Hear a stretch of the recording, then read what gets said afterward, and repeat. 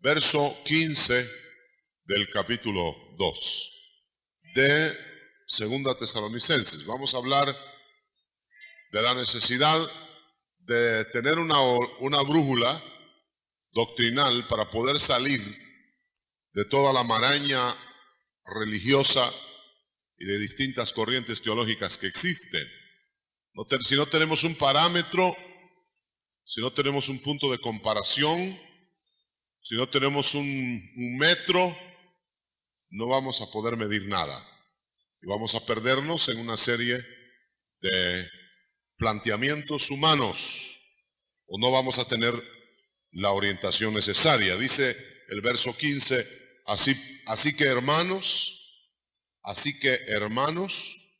estad firmes y retened la doctrina que habéis aprendido, sea por palabra o por carta nuestra. Repito, retened la doctrina que habéis aprendido. Amén. Pero ¿cuál es la que aprendió usted? Ese es el problema, ¿verdad? ¿Cuál es la que hemos aprendido? Entonces vale la pena averiguar esta noche qué doctrina hemos aprendido. Vamos a orar mientras averiguamos este profundo misterio de la Escritura. Vamos a orar por las peticiones. ¿Quiere orar con nosotros? Levante sus manos. Vamos a ponernos delante del trono de Dios y le vamos a pedir que nos auxilie, que nos ministre esta noche con su poder. Padre que estás en el cielo, aquí está el número de peticiones de tus hijos en esta noche. Y también te pedimos por cada necesidad de tu pueblo. Los que estamos acá esta noche traemos alguna necesidad. Extiende tu mano de poder, tu mano de misericordia, tu mano divina sobre nosotros, de tal manera que tu nombre sea glorificado y ensalzado. Gracias, Señor, todo esto lo pedimos en el nombre de Jesús. Y ahora abre tu palabra y derrámala. Moja la tierra seca hasta que podamos ser saturados. En el nombre de Jesús. Amén y amén. Pueden sentarse, hermano. Otra vez contento de ver lleno el local, ¿verdad? Siempre trabajamos a local lleno. Gloria a Dios. Es buen índice del apetito del pueblo por la palabra. Yo he notado que aunque llueva o haya algún problema, siempre hay gente, siempre hay pueblo llenando las instalaciones. Ojalá el Señor mantenga esa misma apetencia, ese mismo apetito en ustedes por la palabra. La porción que leí esta noche nos hace pensar, mi querido oyente, en que hay necesidad de una enseñanza a retener. El pueblo cristiano no puede vivir de tradiciones, ni mucho menos de enseñanzas humanas. Si el Evangelio de Jesucristo fuera una serie de enseñanzas humanas y de variadas modalidades como las hay, no tendríamos nosotros una base, no tendríamos nosotros un patrón. Y hace unas horas estuve yo en una plática con un hermano y el hermano me preguntaba cómo era eso de la doctrina, cómo había atravesado los siglos la doctrina y cómo inclusive la doctrina había sido deformada a través de los siglos.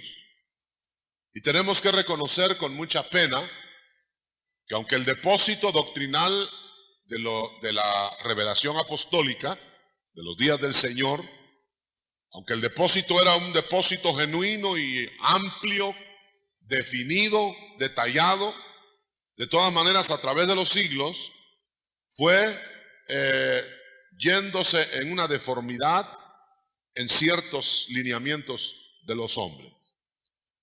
hablemos lo más claro. El Señor entregó una verdad a los apóstoles.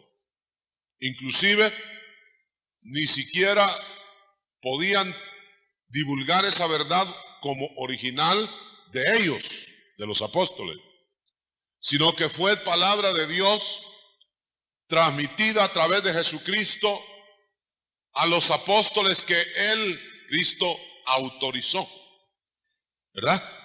Y estos apóstoles autorizados por el Señor, es decir, respaldados por el Señor, fueron los depositarios de la doctrina. ¿Cuántos dicen amén a eso? De tal manera que llegó un momento en que la revelación quedó concluida y escrita. Y ya a partir de ahí no iba a haber más revelación a nivel inspiracional. De tal manera que ese depósito de la doctrina de los apóstoles, aquellos de los días iniciales, iba a ser transmitido el depósito a través de las generaciones hasta el día de hoy.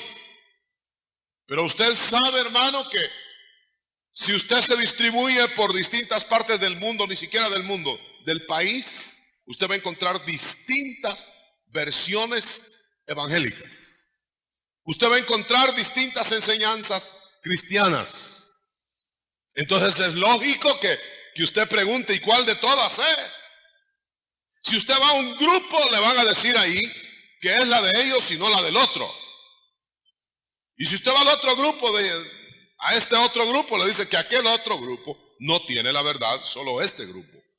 Y así sucesivamente. Y nos perderíamos en una maraña de ofrecimientos y de aportaciones humanas, que no nos llevarían sino a la confusión, a la pura confusión.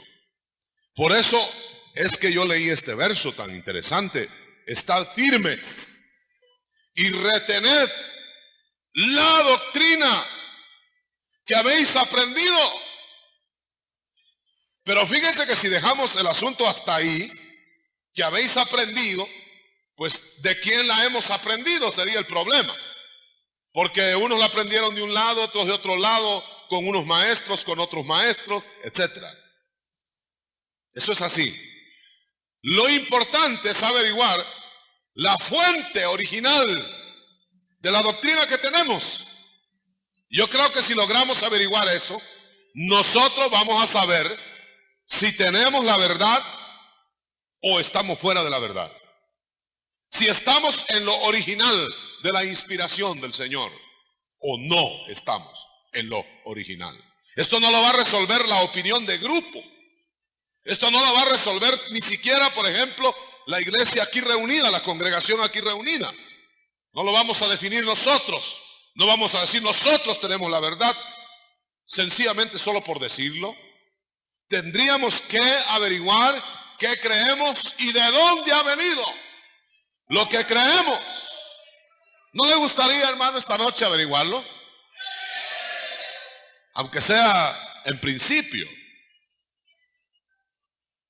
El Señor dejó entonces establecido su nuevo pacto, con todas sus promesas, con todas sus explicaciones.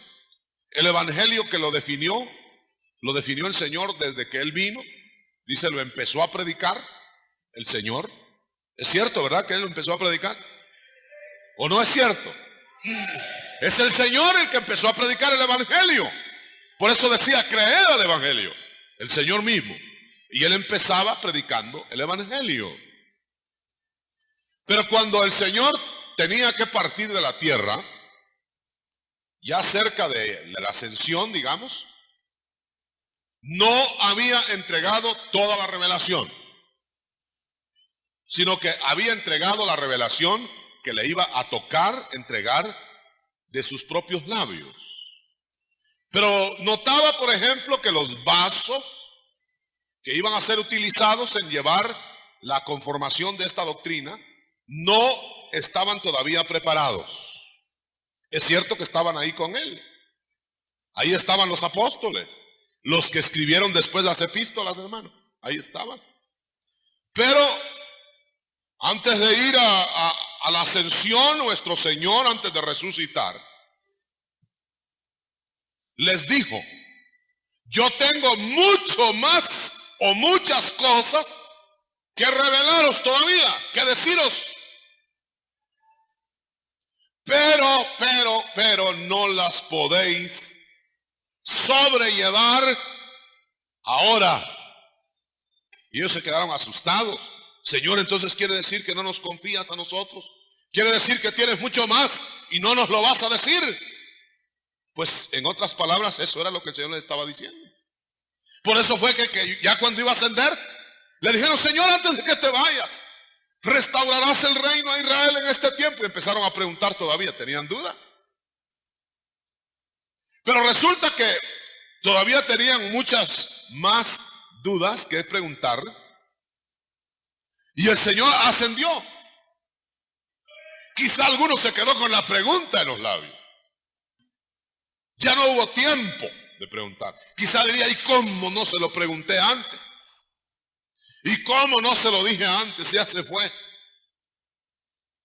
Usted sabe que aprendiendo nosotros, preguntando nosotros aprendemos. Por eso a mí me llama la atención la gente que pregunta, hermano. Bueno, depende cómo pregunta también. A mí me llama la atención. ¿Sabe usted que de lo que pregunta una gente se sabe cuál realmente es el interés que tiene? Usted va a ver cómo era con los discípulos del Señor. Todos preguntaban. Y unos preguntaban cosas celestiales, y preguntaban las posiciones en el cielo, y preguntaban esas cosas interesantes que se preguntan. Pero hubo uno que nunca preguntaba.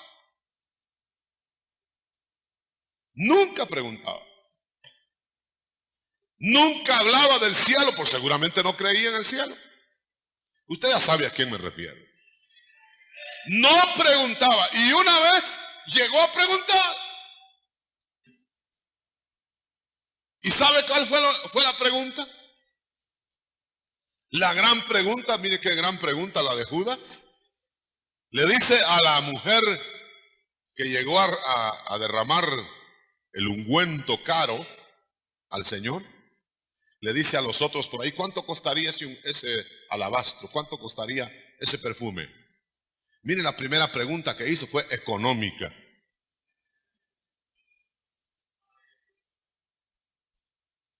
Hay mucha gente que solo anda preguntando lo económico, sobre todo ahora con los impuestos,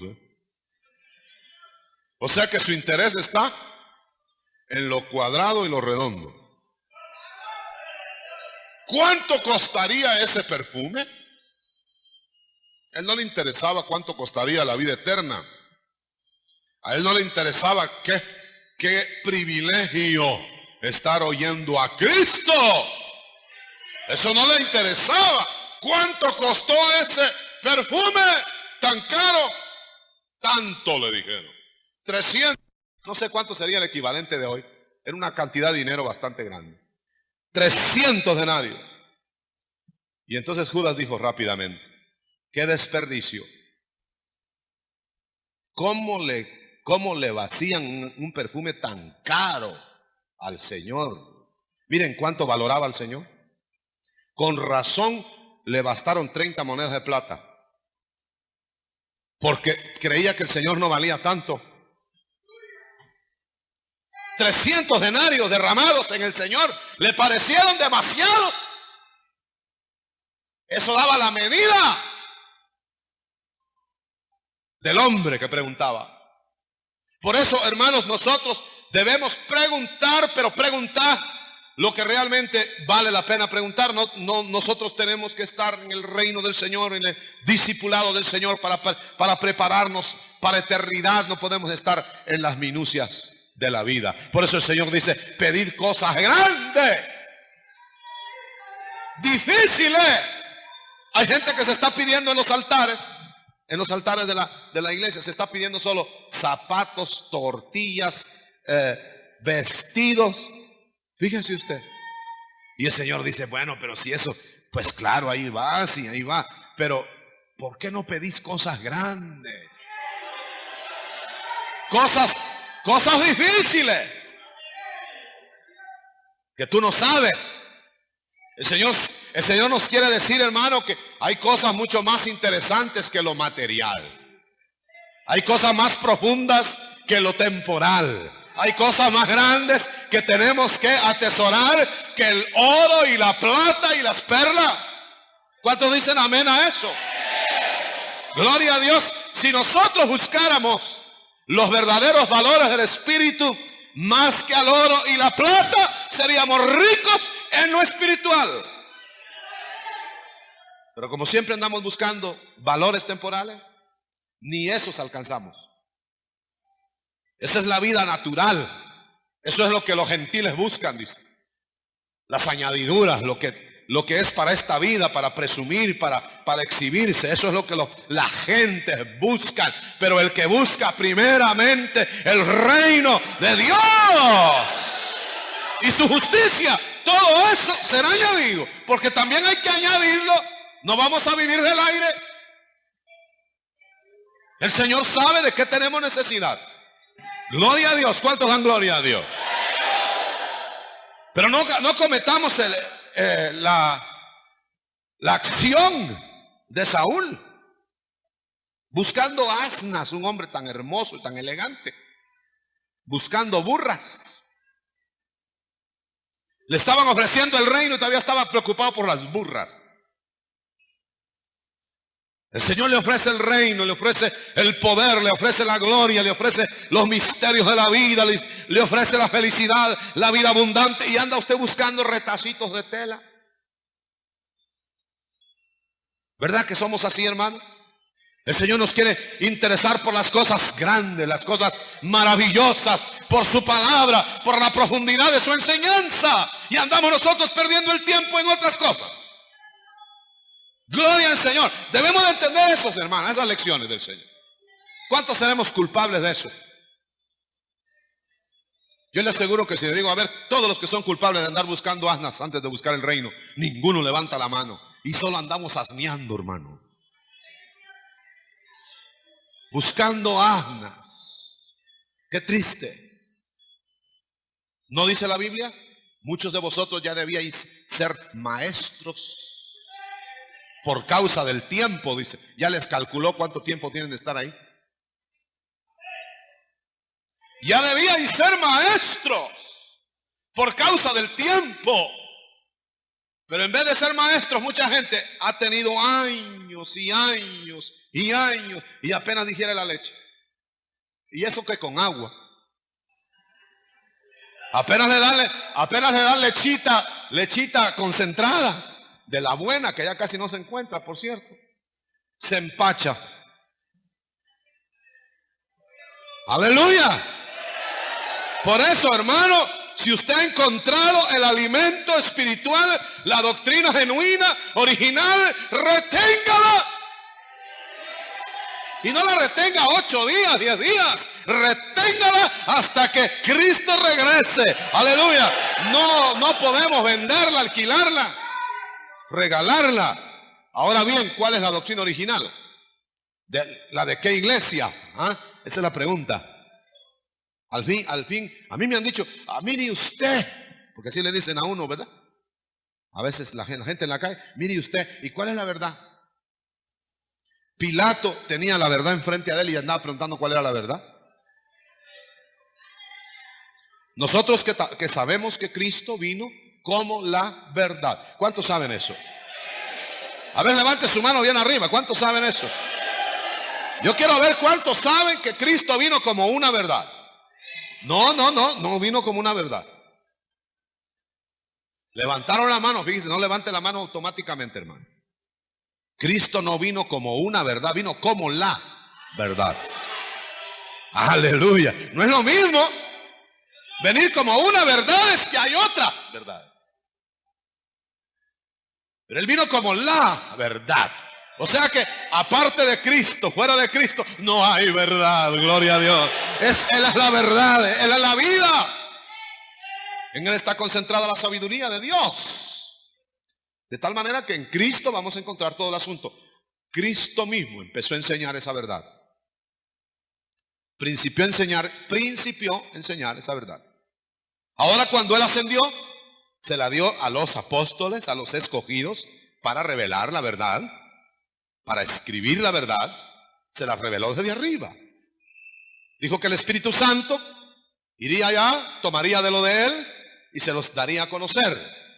Y entonces la verdad quedó estampada en las cartas apostólicas. De tal manera que usted quiere saber de dónde se saca la doctrina verdadera, de las cartas apostólicas.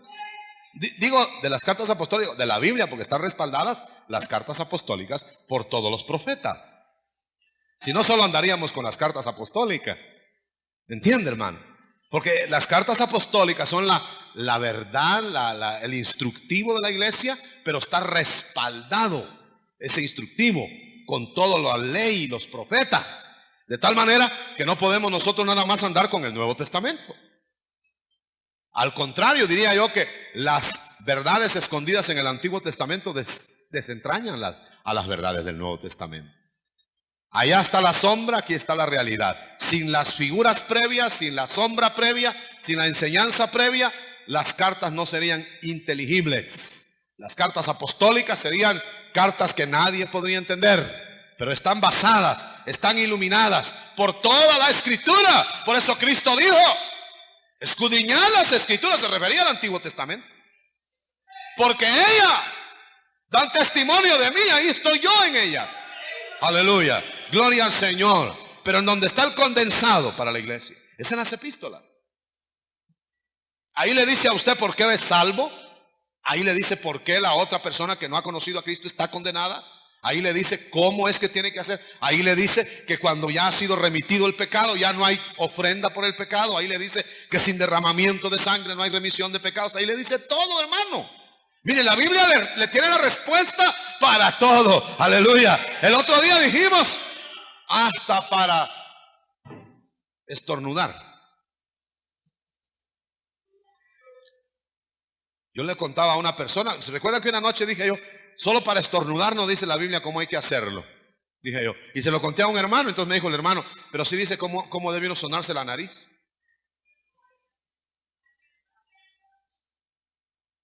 Y dicen Proverbios que no hay que hacerlo muy fuerte porque se sangra la nariz, dice. Hasta para los detalles más pequeños la Biblia tiene la respuesta. Y créame una cosa, hermano, es experiencia personal. Créame una cosa, lo que la Biblia no va a decir no es tan importante. Si la Biblia no lo dice, no es tan importante para la salvación. Si es importante, está aquí. De tal manera que hay gente que anda buscando cosas fuera de la Biblia, deducciones humanas, elucubraciones mentales, calenturas del cerebro, sueños a veces absurdos, y anda buscando todo fuera de la Biblia. Y por eso se embarranca. Algunas personas, no todos, gracias a Dios. Pero el Señor quiere que nosotros nos atengamos a una medida inspiracional, inamovible, a un parámetro, algo que es comparativo para nuestras medidas. El Señor nos pudo haber dejado a base de experiencias nada más. El Señor pudo haber dejado que cada uno viviera sus experiencias y que el Espíritu Santo lo tomara y vivieras con él y le dijera, mira, esto es así, ¿y para qué la Biblia? Pero aún el Espíritu Santo, que es Dios, ¿cuántos saben que es Dios? Ha quedado en la tierra, ¿para qué?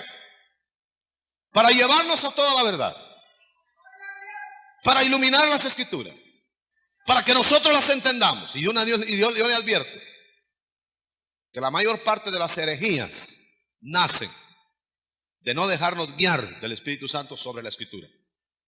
Coge un hombre natural, digo uno que no ha nacido de nuevo, coge la Biblia y arma cualquier herejía en 5 minutos.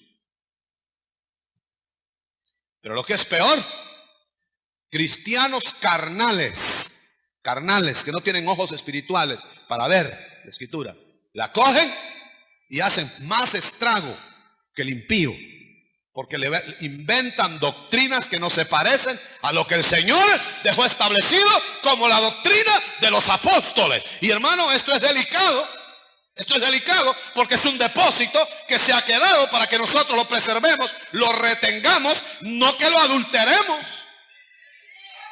Es un testamento, hermano.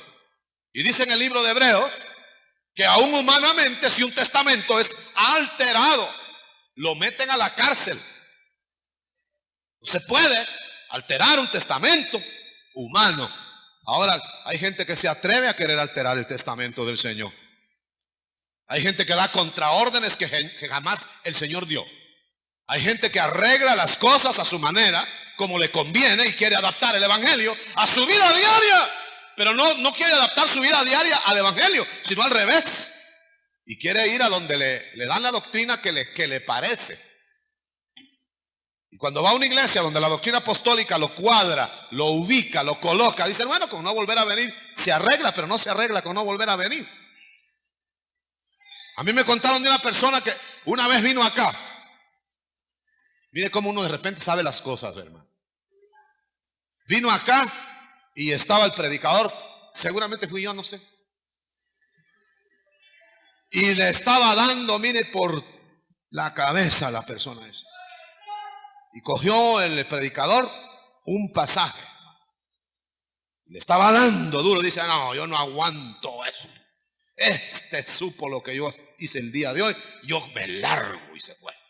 Se salió ruidosamente, tiró la silla para allá y se salió. Y se fue, dijo, mañana voy a otra iglesia. Yo no estoy arreglando la anécdota, hermano. Y me contó la persona, una hija de ella, me contó, que llegó y le dijo, mira hija, vamos a ir a otra iglesia ahora. Vamos a ir a otra iglesia. Y como el Señor en todas partes tiene representantes, llegó a esa otra iglesia, una iglesia por allá que ni siquiera la conocían, se sentó. Dijo, vaya, pues aquí sí, se acomodó. Y empezó a oír el mensaje y el predicador pasó y cogió el mismo pasaje que había oído acá. Así como lo oye. Y dice que allá le dieron más duro todavía. Aleluya. Mire, le dieron tan duro, le dieron tan fuerte con la palabra allá, que dijo, no, mejor estaba más suave, allá me regreso. ¡Aleluya! Gloria a Dios, gloria a Dios. Mejor aguantar el chaparrón, lo moja uno, hermano, pero lo limpia. No se ponga capa, no se ponga paraguas, no diga, ese mensaje está bueno para mi padrino que no vino. Mejor es para usted, hermano. ¿Dónde le enseñaron la doctrina? ¿La doctrina apostólica? ¿Quién se la enseñó? ¿De la fuente de dónde la sacaron? Yo no me voy a poner a decir esas cosas que se pueden decir, hermano, al respecto, pero usted sabe que de repente le dicen a usted, por ejemplo, que Cristo no bautiza con Espíritu Santo hoy. Se lo dicen ahora. No bautiza, dice, no bautiza, eso fue tiempo de Felipe, que ya está muerto, que ratos, dice. Y entonces ellos dicen, bueno, aquí no vamos a tolerar esas cosas, y la gente dice, bueno, está bien, hay más tranquilidad aquí, etcétera. Pero ¿de dónde sacaron que Cristo no bautiza hoy? ¿Y de dónde sacaron que el Espíritu Santo no da dones del Espíritu hoy? ¿De dónde sacaron que, por ejemplo, ya no hay que bautizar en agua? Usted sabe que hay quienes dicen, pues ya no se bautiza en agua, no hay necesidad. ¿De dónde lo sacaron? Si Cristo dijo, bautícese en el nombre del Padre, del Hijo y del Espíritu Santo. Pero la gente, como está tranquila y conforme, dice, bueno, lo que digan está bien, dice, yo ya soy salvo. Pasen buena noche, y empieza a roncar. Anteojos oscuros y vámonos pues toda la noche. Pero nosotros debemos ser acuciosos, retener la doctrina que habéis aprendido. Y mire cómo dice aquí, sea por palabra o por carta nuestra. ¿Quiénes estaban hablando ahí o quiénes estaban escribiendo? Los apóstoles.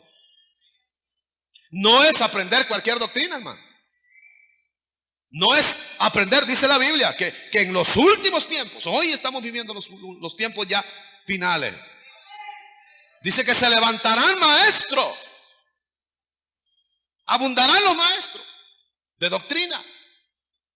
Pero dice que conforme a sus concupiscencias. Y arrastrarán discípulos tras sí. Y dice que ellos tendrán comezón de oír. Y ellos mismos se irán tras maestros que les digan nada más qué bien caminas así, con pecado y todo, pero no tengas pena. Y le apaciguan la comezón de oír. Pero usted que no tenga solo comezón de oír, tenga hambre de oír. Tenga tal hambre, hermano, que no le arreglen la cosa poniéndole una sobadita de oído, sino que lo sacudan. Que el Espíritu le hable. Que el Espíritu, hermano, lo estremezca. Que los santos, que se les acumula mucho polvo, sean sacudidos.